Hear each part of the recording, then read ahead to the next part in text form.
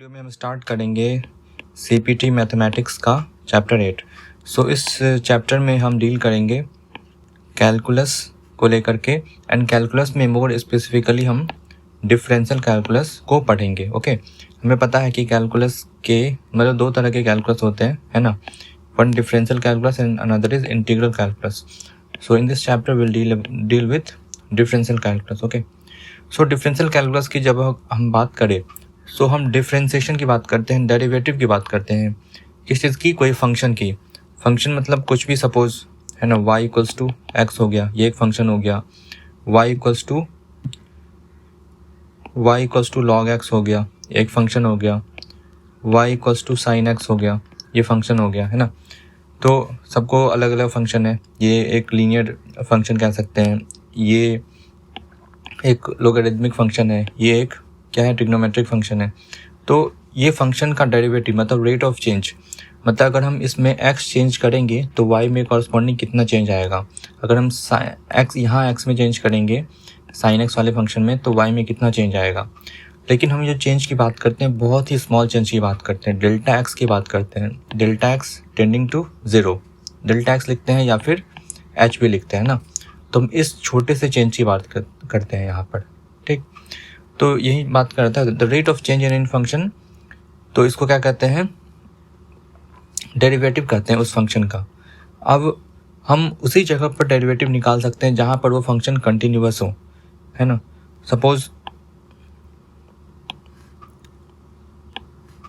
Suppose ये case है ना, यहाँ पर एक फंक्शन है, एक ऐसा है एंड यहाँ पर फिर एक ऐसा हो गया, है ना। तो जो इस पॉइंट पर यहाँ पर क्या है, फंक्शन कंटिन्यूअस नहीं है यहाँ पर। तो बेसिकली इस पॉइंट पर हम क्या कर सकते हैं, डेरिवेटिव नहीं निकाल सकते, है ना, क्योंकि यहाँ पर कंटिन्यूअस फंक्शन नहीं है, ठीक है। अब इसको क्या कहते हैं, it is defined as the limiting value of the ratio of the change, ठीक है। लिमिटिंग वैल्यू करते हैं, सब थ्योरेटिकल चीज़ें हैं, बहुत ज़्यादा इंपॉर्टेंट नहीं है। अब जैसे हम चेंज की बात करते हैं, एक छोटे से चेंज की बात कर रहे थे, तो मैंने बताया जैसे कि डेल्टा एक्स होता है या फिर एच होता है, डेल्टा एक्स या फिर एच होता है। तो कोई भी रेट ऑफ चेंज हम कैसे बताते हैं, तो सपोज ये y इक्वल्स टू एक्स है ना, या फिर y equals to f x है कोई फंक्शन। तो रेट ऑफ चेंज क्या बताएंगे, हम पहले x में थोड़ा सा इंक्रीज कर देंगे। तो सपोज इसको हम y1 बोलते हैं, इसको क्या बोलते हैं y2, इसको हम कहते हैं f of x plus delta x. मतलब अगर हम x में थोड़ा सा इंक्रीज किए तो y में कितना चेंज आएगा। तो इसको हम डेरिवेटिव के फॉर्म में, अगर हमें f डैश एक्स लिखना पड़े, है ना, f डैश एक्स लिखना पड़े, या फिर dy बाई डी एक्स, या फिर d by d x of F x, है ना, ऐसे भी लिखते हैं, ठीक है। यहाँ पर गिवन है f dash x dy by d x, d by d x of F x. This is basically equal to this thing, है ना। तो अगर हम f डैश एक्स की बात करें तो उसमें हम क्या लिखते हैं, f of x plus delta x, मतलब हमने छोटा सा चेंज कर दिया, उसके करस्पॉन्डिंग y की क्या वैल्यू है, minus F x divided by जो हमने चेंज करा है डेल्टा एक्स, ठीक है। और यहाँ पर हम क्या लगाते हैं, limiting delta x tends to 0, ठीक है। तो इसी चीज़ को हम कहते हैं एफ डैश एक्स। अब यहाँ पर क्या, F X is said to be differentiable at X equals to C if, ये जो लिमिट अगर एग्जिस्ट करता है, which is called the differential coefficient of F X at X equals to C, है ना।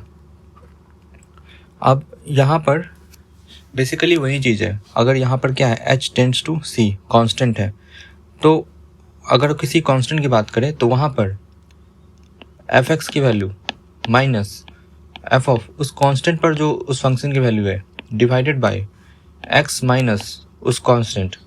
अगर ये एग्जिस्ट करेगा, है ना, अगर ये इमेजिनरी नहीं होगा, तब हम कह सकते हैं कि एफ एक्स डिफरेंशिएबल है x इक्वल्स टू सी पर, ठीक है। ये कंडीशन हमें याद रखना है, अगर ऐसा एग्जिस्ट करेगा तभी F X differentiable at X equals to C, ठीक है।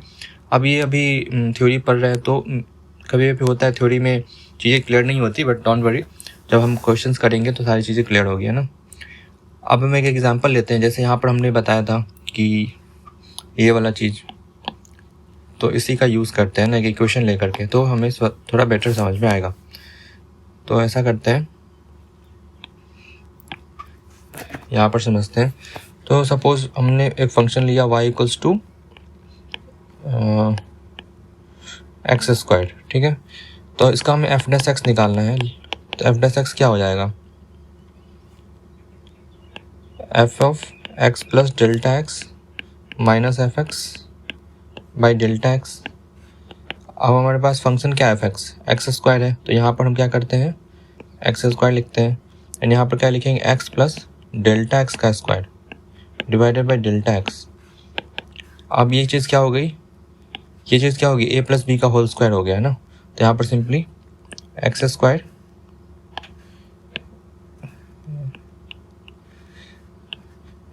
X square plus 2x into delta X plus delta X का square minus X square by delta X लिखेंगे। तो यहाँ पर आप देखो कि ये एक्स स्क्वायर कैंसिल हो जाएगा, एंड यहाँ से यहाँ से dx कॉमन निकलेगा, डेल्टा एक्स कॉमन निकलेगा। तो ये जो स्क्वायर हो जाएगा, स्क्वायर हट जाएगा यहाँ पर, है ना। तो इक्वल्स टू लिखेंगे delta x 2x plus delta x by delta x. फिर ये डेल्टा एक्स कैंसिल हो जाएगा। तो यहाँ पर हमारा आंसर क्या आएगा, 2x प्लस डेल्टा एक्स। और हमें पता है कि यहाँ पर हमें क्या करनी थी, limit delta x tends to 0 करना था। तो यहाँ पर भी हमें limit delta x tends to 0 करना पड़ेगा। तो डेल्टा एक्स टेंड्स टू 0, तो ये क्या हो जाएगा, 0 हो जाएगा, है ना। तो इक्वल्स टू 2x आएगा।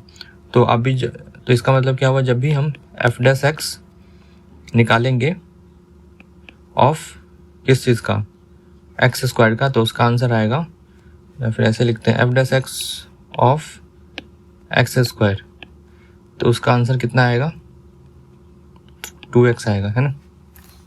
तो ये चीज़ थी, मतलब हमने थ्योरेटिकली उसे पढ़ा कि ऐसा कुछ होता है, उसका एक फंक्शन लेकर के हमने देखा कि ये आ रहा है, ठीक है। ओके, यहाँ पर शो करा गया है ना, 2x आता है एक्स स्क्वायर का, अगर हम डिफरेंशियल लेते हैं तो डिफरेंशिएशन करते हैं तो